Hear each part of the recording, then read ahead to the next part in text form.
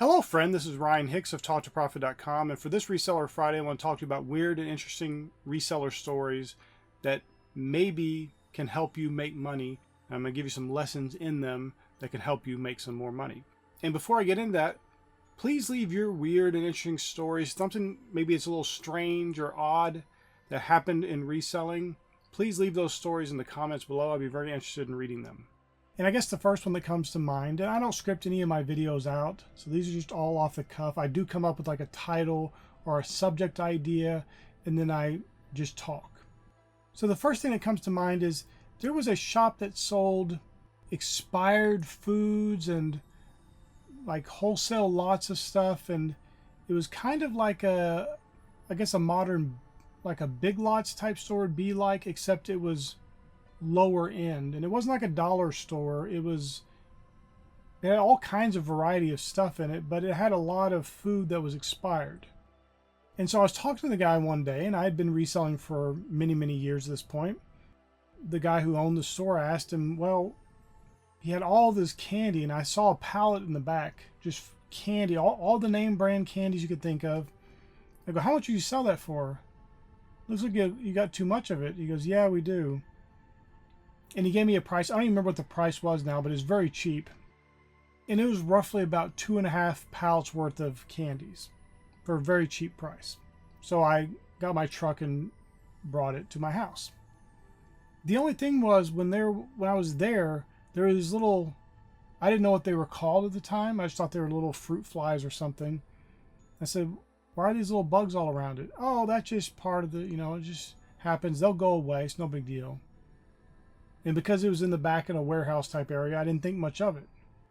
Well, those were actually moths, and they were meal moths or grain moths. They're called a bunch of different things, but they were a type of moth that basically they laid their eggs on the outside of, like, for example, a candy bag.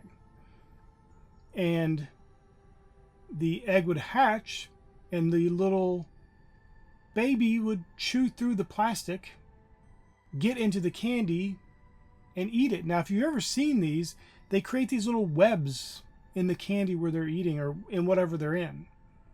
And that's how you know you have a meal moth infestation. Well, not only did I have to throw away the vast majority of the candy, I still made a profit off it, which is ridiculous. But I had to throw away a bunch of it because it was just, you'd open the candy and there would be webs in there because the moths were in there. That wasn't even the bad part.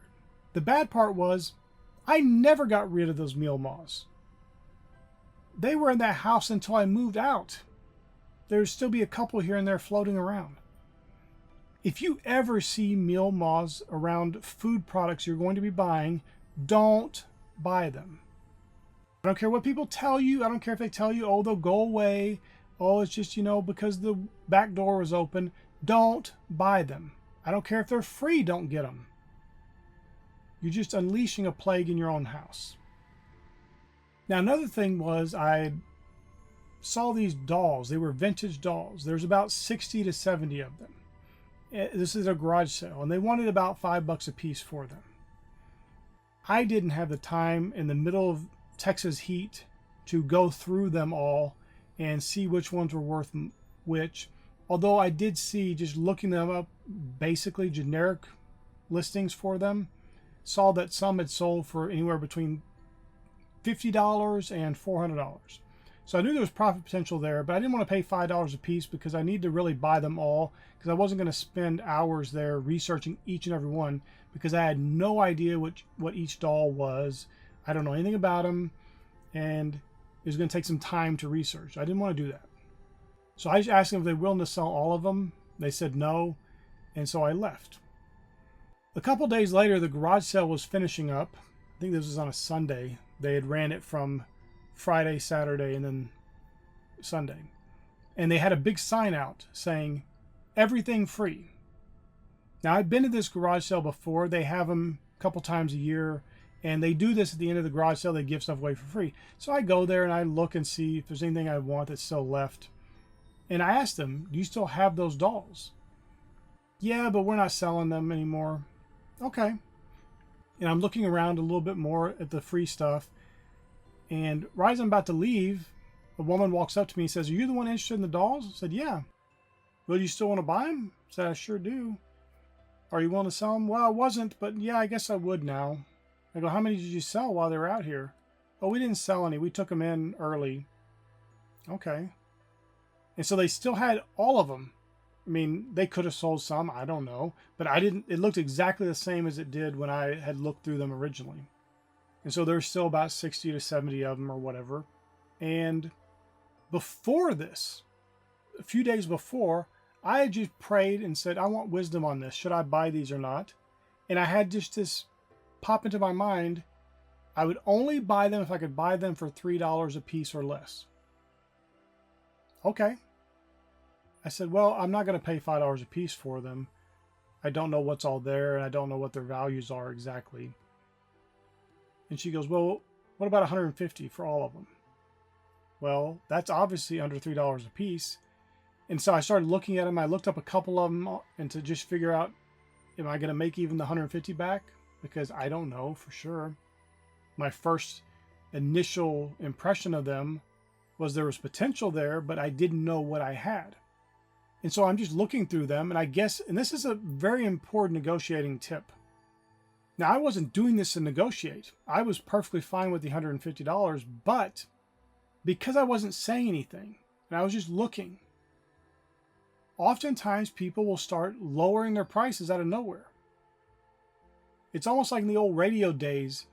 I did a radio show decades ago, and that was one of the things you were told is to not have any dead air.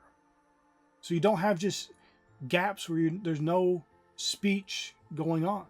If you're on talk radio, you talk. So you fill the air up. But in practice, in life, people will sometimes fill the air with negotiating themselves down. Well, she didn't negotiate the price down any, but what she did was she said to her daughter, or whoever was there with her, "Hey, go get that case for these dolls. I think it's in the garage." And so the daughter went and brought the case to me, and I'd sold cases similar to this before for about $25 or so. So I knew it was worth at least $25. And it was also filled with dolls and with dresses and all the stuff that goes along with the accessories that go along with it. I said, "Well, would you include that with these for the 150? And she said, "Sure," and I bought it. Now here's where it gets weird, because that's just a normal reseller interaction, no big deal. Then they start telling me about how a relative of theirs, a man, collects dolls like these, and he likes to play with them and dress them up. And I said, "Ma'am, I'm not dressing these up. I'm only looking to resell." "Oh, okay, but I just want to tell you it's not weird." So they thought I was buying these dolls for myself, for my own collection, or I don't know what they thought I was going to do with them. I guess thought I was going to do like this guy they know who is dressing dolls up. I just thought that was very odd and strange to even be telling somebody else that you don't even know. But I guess they're trying to reassure me that it was all right to buy them. I don't know. But I just thought that was funny, because why would I be buying these children's dolls? And I explained to him before I was trying to buy them to resell, but I guess it just, I don't know. I don't know what they thought was going on. Another time I went to a garage sale, and there was a bunch of stuff. It was just in their driveway. And I asked the gentleman there, "How much is this?" And I was holding an item. He goes, "Well, if you'll take all of it, it's free." I said, "What?" And he told me if I took all of the stuff at the garage sale, and it was not like at the end of the day or anything. The garage sale was just starting. I guess he just put all the stuff out there, and he was just already tired and didn't want to deal with it anymore. And, I live in Texas, and it's very, very hot. And even in early morning, it was already 93 degrees or whatever it was. And so I just took everything. I didn't pay a penny. The guy just didn't want to deal with it. He went through all this effort to put all these tables out, put all these little blankets over the tables and the stuff on the tables. And then he just decided, "No, I'm done with this already," and just gave it all to me. There are times in a reselling business, you will just be literally in the right place at the right time to get a bunch of free inventory or get a really great deal. But here's one of the things I want to encourage you in this is to always be talking and asking people about what else they have. Don't be afraid to ask for a discount. I'm not telling you to rip people off or anything like that, but there are times like that doll deal I was talking about. I didn't have time to sit there at a garage sale in the Texas heat and research 70 dolls. It would take hours potentially. And what if they were all not worth even buying? Or what if they were only worth about what I was going to pay for them? There was some good prospects in the sold listings, but there was also some that weren't selling for much, at least the asking price. So it may not have been a good deal. But always be asking. If I didn't go to that garage sale and ask them if they still had those, I never would have got that deal. And I should add, on that deal, it ended up being worth over $10,000. And the interesting thing is, many of those dolls sold almost immediately, like some of them within minutes of listing. Some of them sold for $400, some of them sold for $200. A couple sold for $50, but many of them were in the $100 range, and they just sold rapidly. There are opportunities available to you. I've had thrift stores hold stuff for me. Chain ones they're not like some mom and pop thrift store. Hold stuff for me and said, hey, we thought you would like this. We looked it up on eBay and it was worth this much. Because I showed them how to look up sold listings on eBay, and they would look up things for me and hold them for me. Everything from knife sets that they were priced at $5 that sold for $1,700 to a clock that was $8 that sold for $400.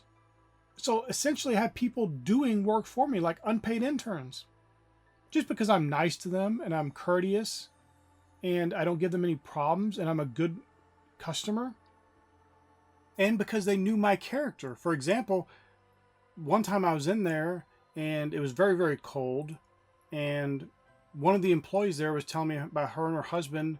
Their heater had went out in their house and they were basically freezing at their house.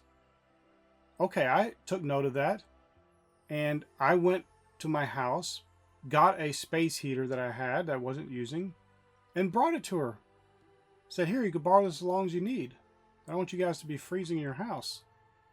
And she was very thankful. But word of that gets around. And I wasn't doing it to get anything from anybody, of course. I wasn't doing it so, I think maybe they'll help me source better items. I just wanted to help somebody. That just came naturally from my character. How can I help this person that's in need?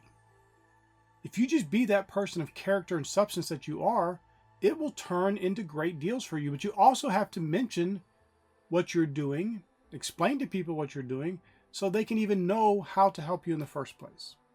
But if I didn't talk, if I didn't explain to them that I'm a reseller, if I didn't let them know what I'm looking for, and when I go to check out, they'll ask me questions like, what do you think this is worth? Oh, it's worth about $50. If I wasn't open about what I was doing, it never would have got to the point where I literally have people basically sourcing for me. Other people aren't getting that kind of opportunity. You have to be open. You have to be talking and discussing your business and letting people know what you're interested in, what you're looking for.